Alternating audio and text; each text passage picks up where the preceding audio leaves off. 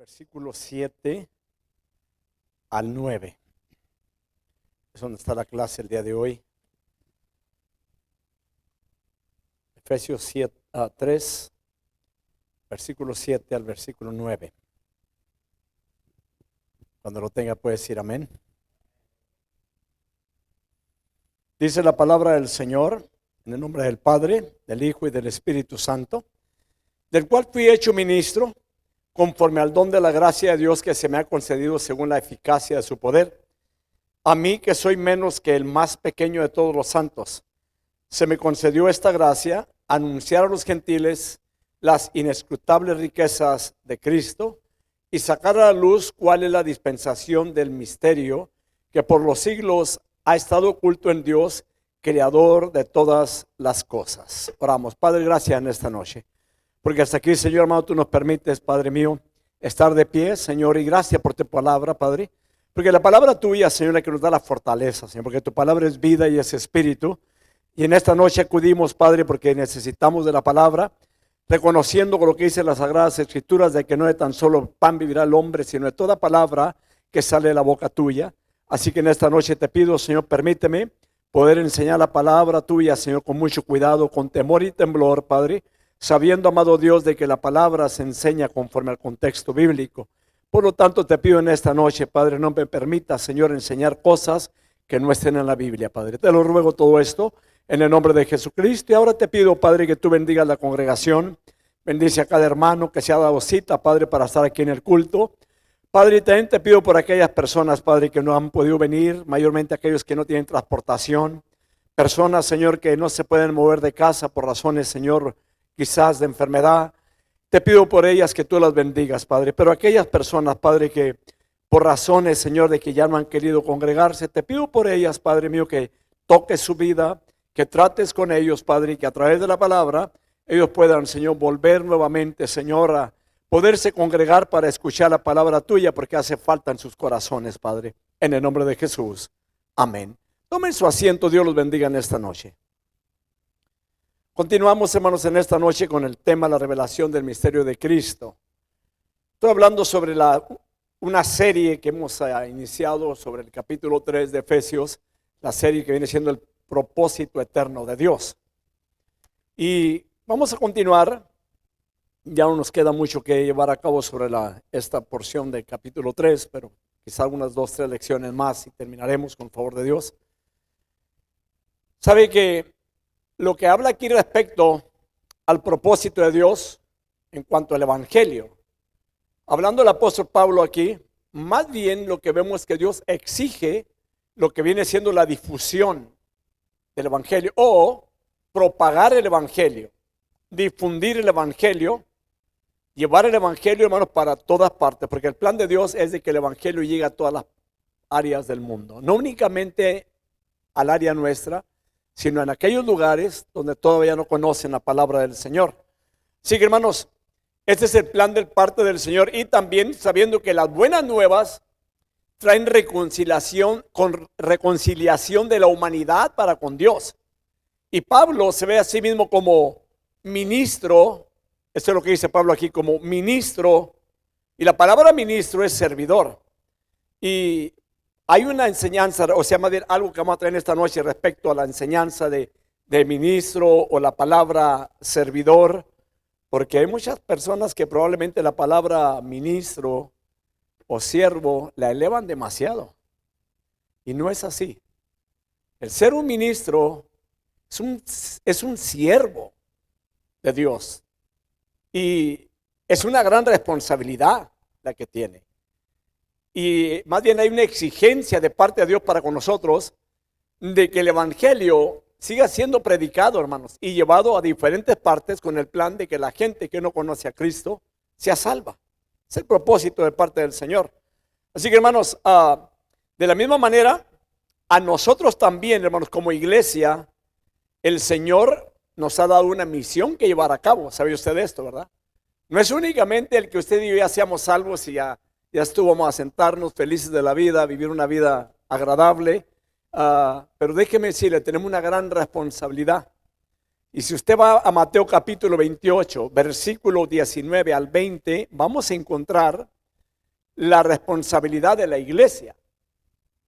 Y atrévase a preguntar si puede, y estoy haciendo lo que Dios quiere. ¿Lo estoy llevando a cabo?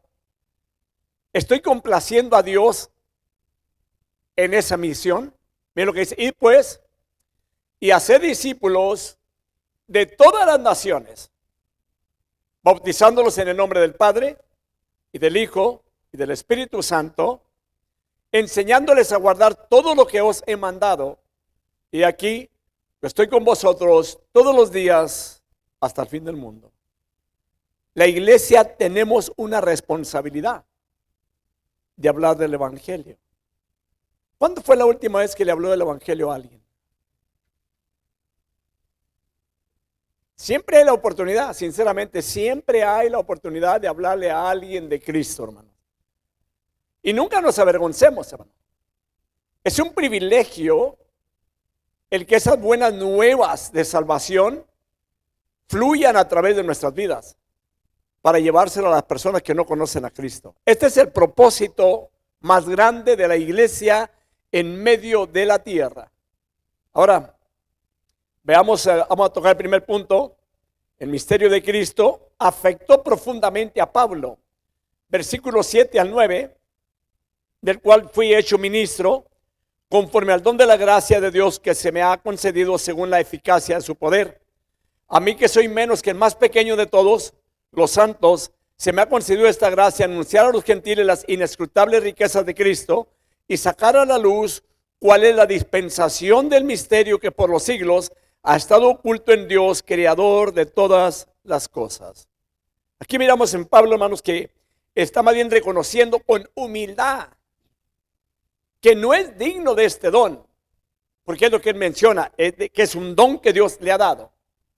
Y él reconoce con humildad que él no es digno de ello. Y le voy a decir una cosa, cada cristiano, hermano, debemos de tener humildad en nuestras vidas. Servir con humildad. Pero vayamos a un punto interesante. Primeramente, la dignidad de ser elegido especialmente por Dios se le debe a Dios. El que haya puesto el Señor esto en nuestras vidas no es por nosotros mismos. Y esto es lo que reconoce Pablo. Esto se lo debe a Dios.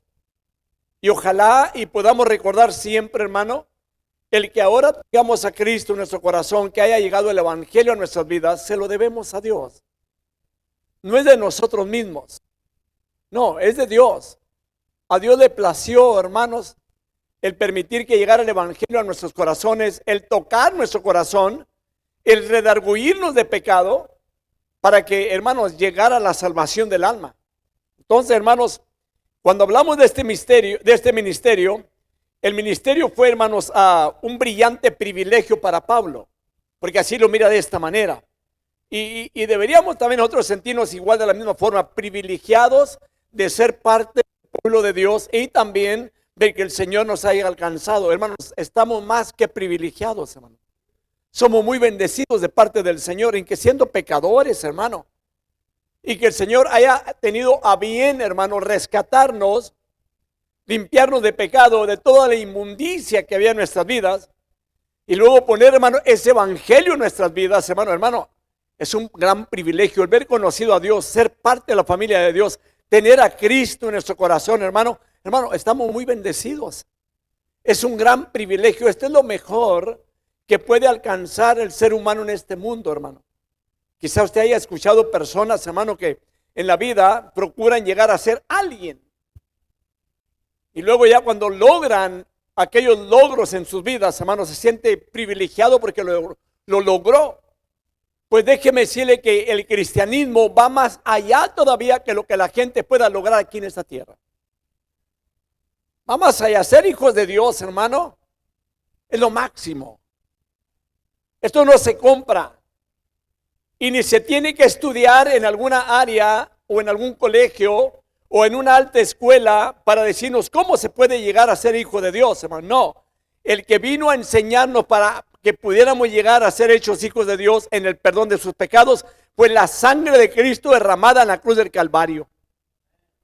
Esto fue lo que nos ha salvado. Entonces, hermanos, Dios no tuvo que persuadir a Pablo para que fuera un ministro. Pero cuando el Señor llega con un propósito, Él llega, hermanos. Y no está pidiéndole el permiso a la persona para ver si quiere llevar a cabo aquella labor. No, es una orden de parte del Señor. Entonces, Él no tuvo que persuadirlo. Nadie tuvo que persuadir a Pablo, tampoco para que enseñara. No, el Señor se lo puso, porque aun cuando lo alcanza, el Señor que trata con Pablo, hermano, Él lo escogió para que llevara el evangelio a diferentes lugares. Aún a los gobernadores, iba a sufrir por causa de su nombre. Y así fue. Ahora, vayamos a Efesios capítulo 4, versículo 1, para que observemos aquí este detalle. En cuanto a lo que estamos mencionando de lo que fue Pablo, dice la palabra: yo pues, prisionero del Señor, os ruego que viváis de una manera digna de la vocación con que habéis sido llamados. De la manera digna. Esto es importante. Por eso lo vuelvo a mencionar, es un gran privilegio el que nosotros seamos cristianos. Y esto va, hermanos, de una manera para que como cristianos nunca estemos pensando si puedo hacer alguna cosa que probablemente veamos que a la carne le gusta, pero que en las cosas de Dios no son agradables. Deberíamos de meditarlo bien, hermano, porque dice la palabra allí: yo, pues prisionero del Señor, os ruego que viváis de una manera digna de la vocación con que habéis sido llamados. Ese versículo es muy importante como para meditarlo. Cuando el enemigo llegue, hermanos, a querer, hermanos, tentarnos para hacer cosas que no son bíblicas y que no están en las cosas de Dios o en los planes del Señor para con nosotros. ¿Sabe usted que hoy en día puede haber, hermanos, gente que probablemente les guste llevar, y déjeme lo menciono de esta manera, como que quizás no sea correcto el mencionar de querer llevar un evangelio barato, un evangelio fácil, un evangelio donde la carne no tiene que sufrir para nada en cuanto a las tentaciones del mundo, porque se considera parte también de la iglesia o parte del pueblo de Dios viviendo en el pecado o practicando el pecado, practicando las cosas que el mundo practica. Déjeme decirle algo. Hay gente que probablemente le aplauda por lo que hace y le puedan decir: no hay problema, hermano, es que esto es únicamente para los legalistas, son los que se enojan por esto. No, hermano, debemos reconocer esto, de que el Señor es digno, de que nuestra vida sea una vida santa para la gloria bendita del Señor. Vivir en santidad. Estamos en tiempos difíciles, hermano. Las cosas van cambiando de día con día, hermano, donde se le permite tantas cosas y aun sin embargo pueden decir: no hay problema, hermano, usted sigue siendo hermano, usted sigue siendo, hermano, el Hijo de Dios, aunque viva en el pecado. Y déjeme decirle, hermano, el pecado es la razón por la cual Cristo murió en la cruz del Calvario. No hay razón, hermanos, para practicar el pecado. No la hay. Una cosa es que, hermano, de repente algo llegue a la vida con propósitos malignos, pero déjeme decirle que el Señor nos sostendrá, hermano, para poder salir adelante en todas las cosas que atravesemos en medio de este mundo, hermano. Veamos esto, hermano, también otro punto, de que a Pablo nadie lo persuadió para que cantara. Ahora, ¿por qué digo esto? Aun cuando Pablo estuvo, hermano, preso, él y Silas, ellos cantaban, hermano, estando presos, le cantaban al Señor. Adoraban a Dios. Ahora, hay una porción también en la palabra para nosotros, en Efesios capítulo 5, versículo 19, hablando entre vosotros con salmos, himnos y cantos espirituales, cantando y alabando con vuestro corazón al Señor. Cantos espirituales. Yo no sé, hermano, cuántos de ustedes todavía les gusta la música del mundo. No diga nada. Pero no la mezcle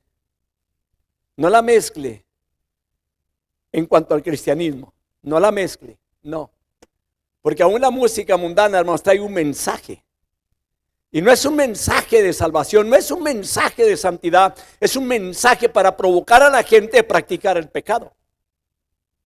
En cambio, Pablo da el consejo cómo debemos de cantar y habla claramente, y cantos espirituales.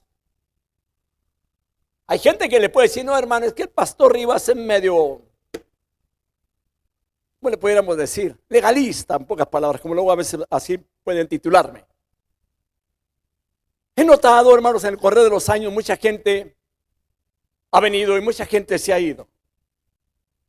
Muchos, porque no quieren llegar hasta el punto de estar dispuestos, hermanos, a honrar el nombre de Cristo con el estilo de vida que llevan. Entonces, como se enseña la palabra aquí en la iglesia, se enseña al pie de la letra. Aquí no andamos con que podemos permitir tal cosa, no, hermanos, se enseña conforme al contexto bíblico. Y muchos se alejan mejor porque prefieren tener parte del mundo y una poquita de parte en cuanto a la iglesia en sus vidas. Pero no debe ser así. Ahora, Pablo, a él tampoco se le persuadió para que hablara por Dios o para que evangelizara, no. En cuanto Dios trata con él, él comienza a hablar de la palabra del Señor, del evangelio. Veamos qué dice Efesios 4:17.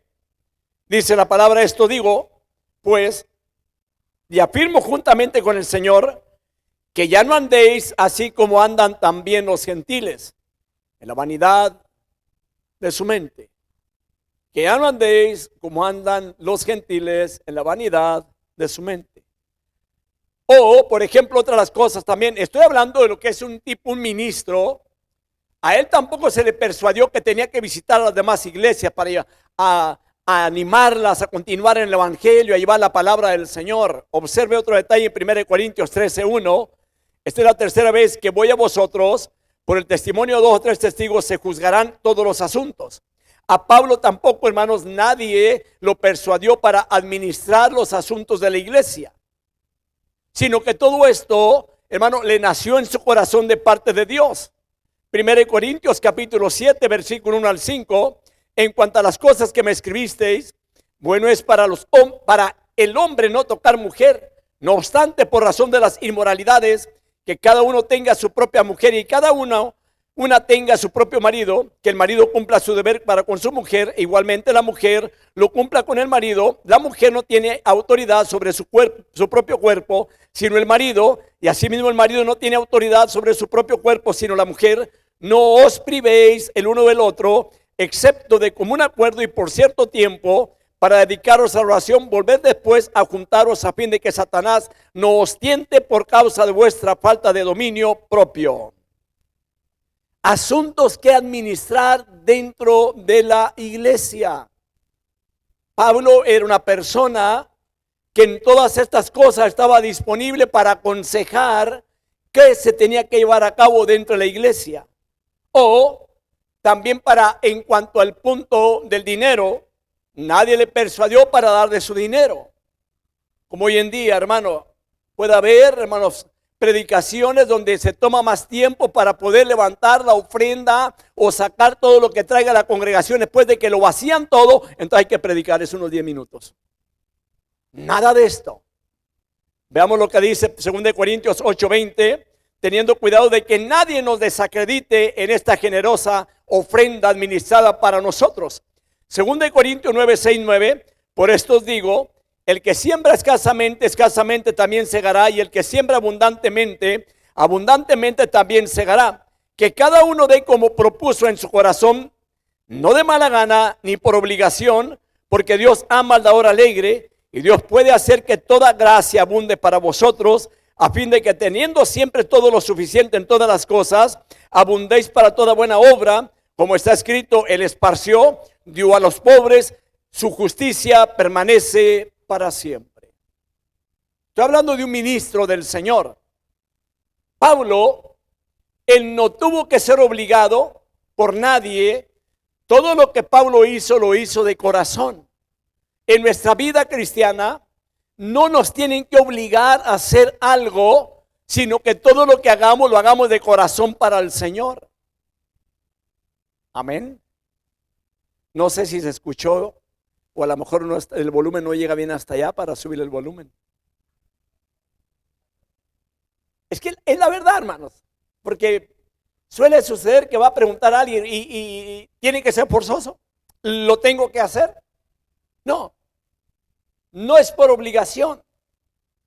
sino que sea de corazón. Para el Señor, todo lo que se haga de corazón. Es para el Señor. Para el Señor hay que dar lo mejor en nuestras vidas. Me explico, que es totalmente diferente. Me gustó una cosa, en una de las veces que andamos reparando los cuartos, ahora en esta ocasión, este año que se hicieron reparaciones, cambios de carpeta, cambios de luces, arreglar paredes, pintar, hacer reparación en los cielos y todo esto. Y resulta de que una persona no pudo venir, entonces me recomendó otra persona y ya llegó muy tarde, llegó como a las 7, 8 de la noche a trabajar. Y cuando él llega, pues se me hacía muy tarde y dije, ¿a qué horas iremos a acabar? Pero yo empezó a trabajar el hombre y el hombre se miraba que venía un poco tomado. Venía un poco tomado, porque como a la hora está trabajando, le entra una llamada y le pregunta a la esposa, ¿en dónde estás? Le dice, estoy trabajando en una iglesia. No, yo no te creo a ti que vas a estar trabajando en una iglesia. Estoy en una iglesia, me estoy con el pastor fulano, aquí estoy en la iglesia, estoy trabajando. Cuando él cuelga, me dice, es que no me cree, dijo, porque normalmente me la navego en la cantina. Dijo, vengo de la cantina, me vine a trabajar. Yo le dije, pues ojalá y todo salga bien, le dije. No se preocupe. Te le digo, pues lo siento que la hayan tenido que mover para que venga a trabajar a tales horas de la noche. Dijo, ¿sabe una cosa? Vine porque es para el Señor.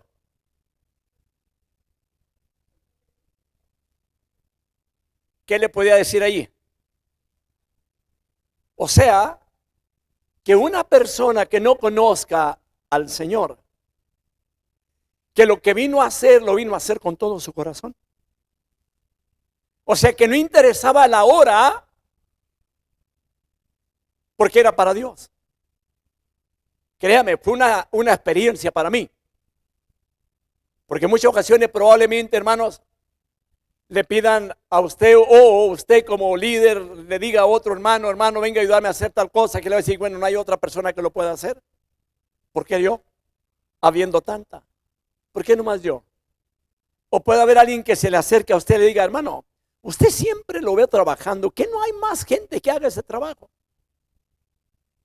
O a la hermana quizás, a las líderes, que alguien le pueda decir, siempre usted y siempre usted. Déjeme decir una cosa, es un gran privilegio. Quizá usted se pregunte, ¿por qué es que le servimos al Señor los ministros?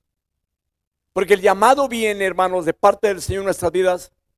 Aparte de ser un privilegio, viene también el poder de parte del Señor o del Espíritu Santo para poder llevar a cabo la labor que el Señor nos ha encomendado dentro de su obra. No es un sufrimiento, hermanos.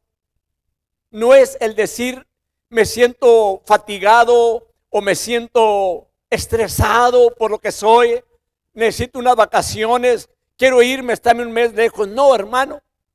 Y le voy a decir algo y no para que diga, pobrecito pastor, no. Tengo más de 10 años que no salgo a vacaciones. Y quizá me diga, hermano, sí.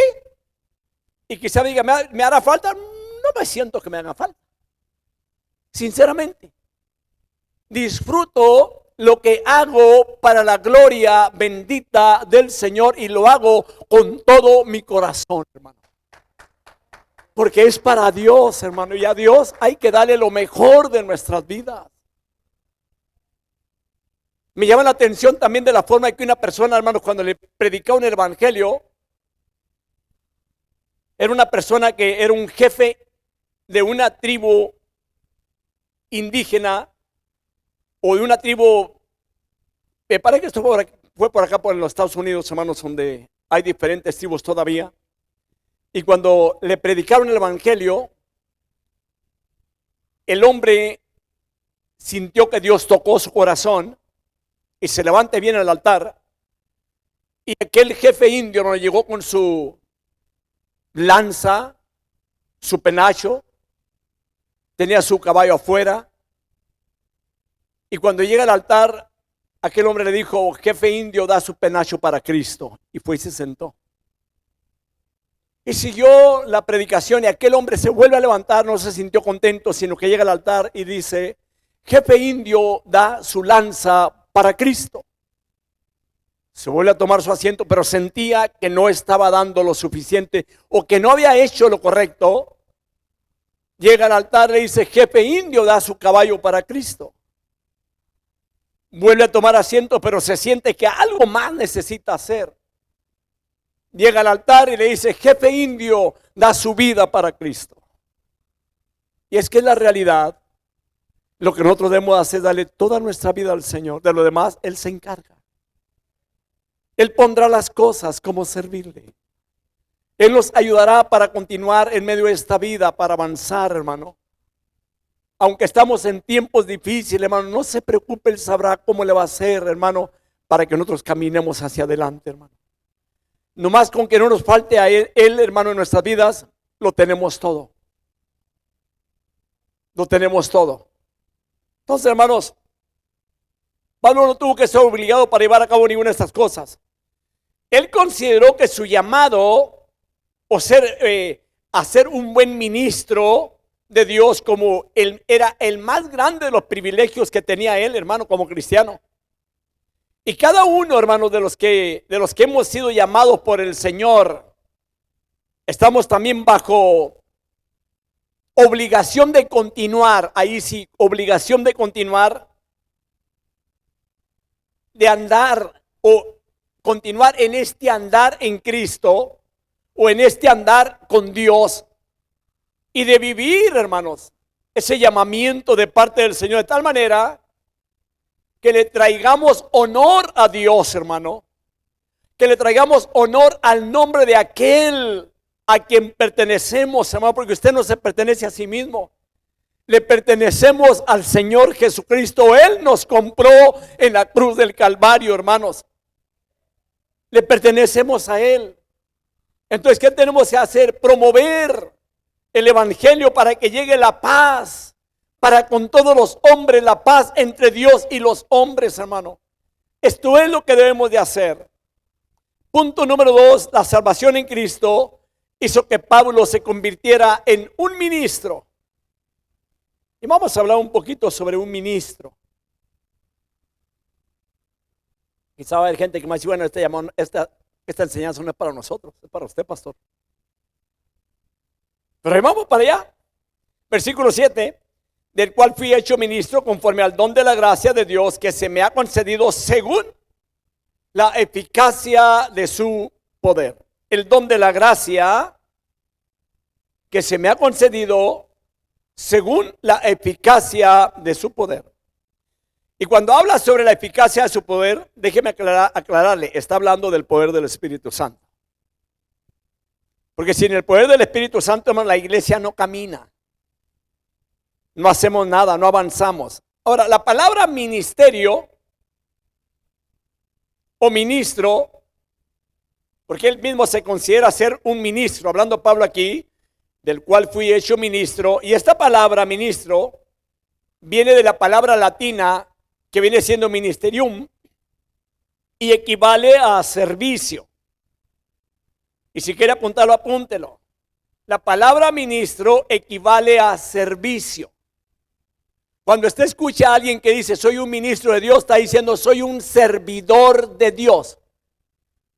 Le voy a decir algo, y no es un gran título, para que no vamos a pensar que ese título es un titulazo, hermano, que caminamos y no queremos ni siquiera pisar el piso, hermano. No, porque hay gente, hermano, que probablemente a usted le haya tocado darle un saludo a este tipo de personas que se dice ministro, y que cuando usted le saluda por equívoco hay ocasiones que usted diga Dios le bendiga, hermano. No, para usted ministro. ¿Me le han dicho?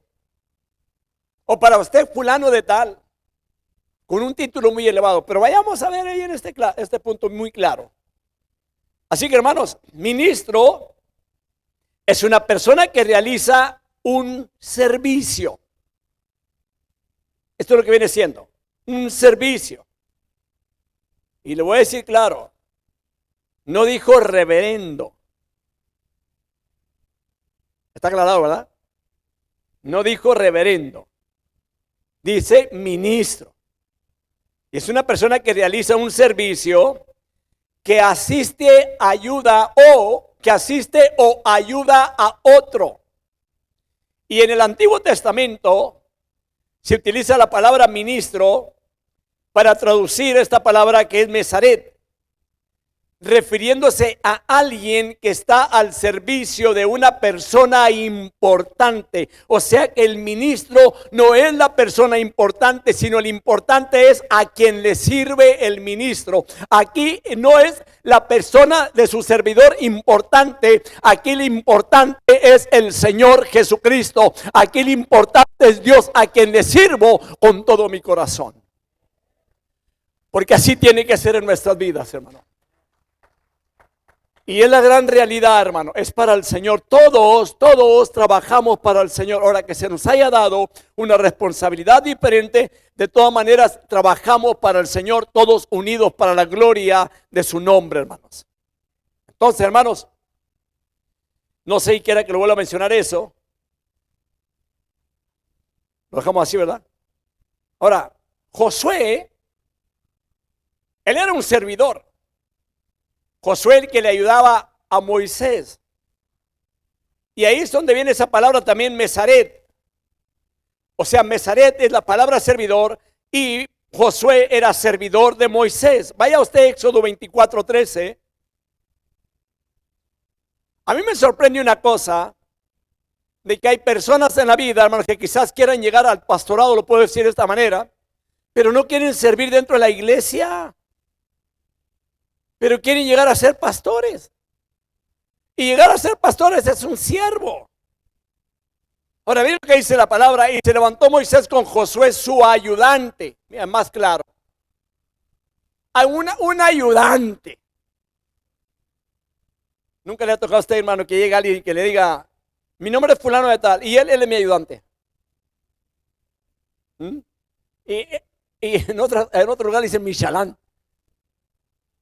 No sé cómo le dirán en su tierra.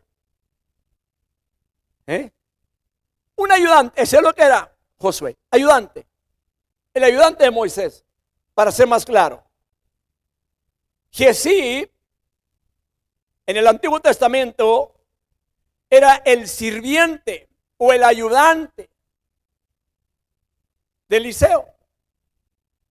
Vayamos a la palabra ahí en Segunda de Reyes, capítulo 4, versículo 43. Dice la Biblia, y su sirviente dijo, note aquí hay dos cosas importantes. Su sirviente dijo: ¿cómo pondré esto delante de 100 hombres? Pero él respondió: dalos a la gente para que coman, porque así dice el Señor, comerán y sobrará.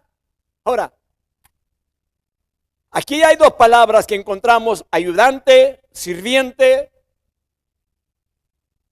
y esto es lo que está hablando Pablo. Eso es lo que viene siendo. Ahora, para aquellas personas que quizás quieran llegar a hacer algo en la vida, lo más que podamos llegar a hacer es un sirviente, un siervo. Donde cuando lleguemos con el Señor, que nos pueda decir: Señor, buen siervo y fiel, en lo poco fuiste fiel y en lo mucho te pondré. Entra en el gozo de tu Señor. Siervo. Un siervo para el Señor. Servir también en el santuario, que era también lo que hacían los sacerdotes en el Antiguo Testamento, y esto era un ministerio, o eran ministros del Señor, sirviendo en el santuario. Éxodo 28:43. Y lo llevarán puestos Aarón y sus hijos cuando entren en la tienda de reunión o cuando se acerquen al altar para ministrar en el lugar santo, para que no incurran en culpa y mueran. Será estatuto perpetuo para él y para su descendencia después de él. Ahora, en el Nuevo Testamento se traduce el término griego diáconos. La palabra diáconos es equivalente a ayudante. O sea, pudiéramos decir, hermanos, que todos los que servimos dentro de la iglesia, hermanos, somos servidores. Entonces, es lo que viene siendo la palabra diácono, equivalente a sirviente, ayudante o a servidor. Cualquiera de los tres, ¿cuál de los tres le gusta más? Hasta ahorita, hermano, son pocas las personas que llegan y dicen: pastor, en lo que usted quiera, que le podamos ayudar, estamos a sus órdenes. Yo no sé a cuánto ustedes Dios los ministra cuando oran a Dios. Y que le dice al Señor, yo quiero, Señor, hacer algo en la obra. Luego el Señor comienza a tratar bien, pues entonces hay que hacer esto y hay que hacer lo otro. Pero pasa el tiempo y se nos olvida. Me recuerdo hace mucho tiempo, llegó una persona, me dijo, pastor, quiero decirle algo. Quiero estar a sus órdenes, a su disposición. Estoy disponible para ayudarle a predicar, a enseñar, pero no me ponga a limpiar pisos ni a limpiar los baños. No, pues guau, dije, está interesante lo que esta persona desea. Hermano, sinceramente, hermanos, nosotros, por ejemplo, la iglesia, para mantenerla limpia, es de gente, hermanos, que le sirve al Señor, y no porque sean los menos que los demás. Aunque hay personas que probablemente cuando se apuntan y pasa el tiempo, le dicen, quítenme la lista, por favor, ya no quiero limpiar la iglesia. Ah, pero que tiene otras personas que le pueden limpiar la iglesia por él. Se oye fuerte esto, ¿verdad? Pero cuando venimos a la iglesia, todos usamos la iglesia y creo que todos deberíamos de colaborar en la limpieza o en lo que se lleve a cabo dentro de la iglesia para la gloria de Dios, porque todo lo que hagamos en la iglesia es para la honra y la gloria del Señor. Y que cuando hace las cosas, las hace bien hechas. No hace cosas como al cabo nadie me está mirando. Hoy paso aquí, le mando un papelito y me voy ya en media hora termino todo. No. Me ha tocado mirar personas, hermanos, que cuando limpian, sinceramente mis respetos, hermano. Dejan el lugar, hermano, oliendo agradable. Porque aparte de limpiarlo, hermano, le echan una fragancia, hermano, y huele agradable. Ahora, este es más, lo estoy exponiendo como un tipo de lo que es servirle al Señor, el significado de siervo, de servir a Dios. Ahora veamos en Mateo 22:13 qué dice la palabra del Señor. Entonces el rey dijo a los sirvientes, atadle las manos y los pies y echarlo a las tinieblas de afuera, ahí será el llanto y crujir de dientes. Menciono esto porque la palabra sirvientes viene también de la palabra diáconos, el griego. Ahora, el Señor Jesús enseñó, el que quiera ser el primero entre vosotros será vuestro siervo. O diáconos, porque es lo que significa aquí. Será vuestro siervo. Mateo 20, 26 al 28 dice la palabra, no ha de ser así entre vosotros, sino el que quiera entre vosotros llegar a ser grande, será vuestro servidor. Si alguien quiere llegar a ser grande, va a ser servidor de los demás. Y la verdad, uno como ministro, lo que hace es servirle a la iglesia. Y si usted quiere llegar a ser siervo o servir en algo, hágalo.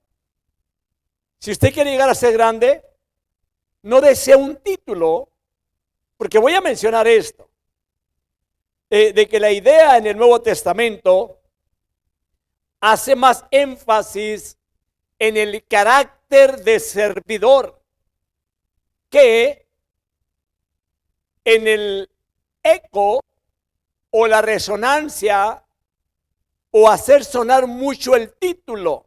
No es tan importante el título, sino más bien el carácter de servidor. ¿Cómo es usted? Sinceramente, yo creo que le debería haber puesto más bien a este tema el carácter del servidor. Carácter de servirle al Señor.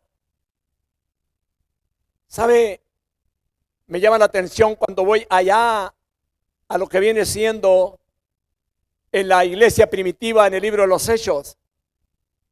Todos laboraban cuando se inició esa obra y aparte de ello, algunos de ellos tenían propiedad y la vendían y la traían, la ponían a los pies de los apóstoles, o más bien para que ellos los administraran, para que ellos ayudaran también a los pobres con lo que ellos traían. Así de que no había hambre, no había necesidad, porque todos eran hermanos, se sentían como una misma familia, había comunión en todos ellos, había unidad, todos se ayudaban, se daban la mano uno al otro en todos estos aspectos. Esa es la iglesia del Señor. Entonces, hermanos, le voy a mencionar, el Nuevo Testamento más bien lo que hace es énfasis en el carácter del servidor. De esto se trata. Ahora, pero voy a mencionar algo, que también los falsos maestros son ministros, pero de Satanás. Los falsos maestros también son ministros, pero son ministros de Satanás, que se disfrazan como ministros de justicia. De que los hay, los hay. Vayamos a 2 Corintios 11, capítulo 14 al 15, y dice la palabra: y no es de extrañar, pues aún Satanás se disfraza como ángel de luz. Por tanto, no es de sorprender que sus servidores también se disfracen como servidores de justicia, cuyo fin será conforme a sus obras. Esto es lo que viene siendo ahora. Los apóstoles eran ministros de Cristo y de Dios. 2 Corintios 6:4, y sino que en todo nos recomendamos a nosotros mismos como ministros de Dios, en mucha perseverancia, en aflicciones, en privaciones, en angustias.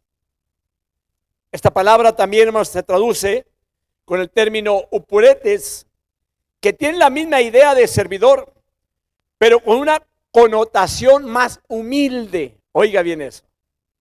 Es alguien que está al servicio de otro, pero sin la dignidad de un gran oficio, más bien para ayudarle en las cosas menudas. Esto es lo que viene siendo un servidor. Ahora, permítame mencionarle, para terminar esta noche, una persona que salió de una escuela bíblica y estuvo estudiando esa noche respecto a cómo servirle a Dios, lo que es una persona que le sirve al Señor, un siervo que le sirve a Dios, y él quería ser usado por Dios. Y cuando sale del estudio, se fue manejando a su casa, y durante el camino él iba diciendo: yo creo que tú me uses.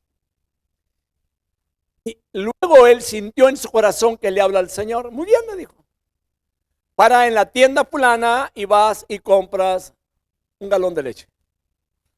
Se puso a pensar: un galón de leche. ¿Qué tiene que ver con el que yo te quiero servir con el galón de leche? Compra galones. Pero Señor, creo que me están malinterpretando. Y eso le voy a decir: para en la tienda y compra el galón de leche. Luego para en la tienda y va y compra el galón de leche. Lo voy a comprar, pues lo compra. Ya cuando lo compra dice: ¿ahora qué? Ahora dale hacia el frente y en tal calle vas a voltear a tu izquierda, y la casa que está enfrente donde topa la calle, ahí te paras, tocas la puerta y le das el galón de leche.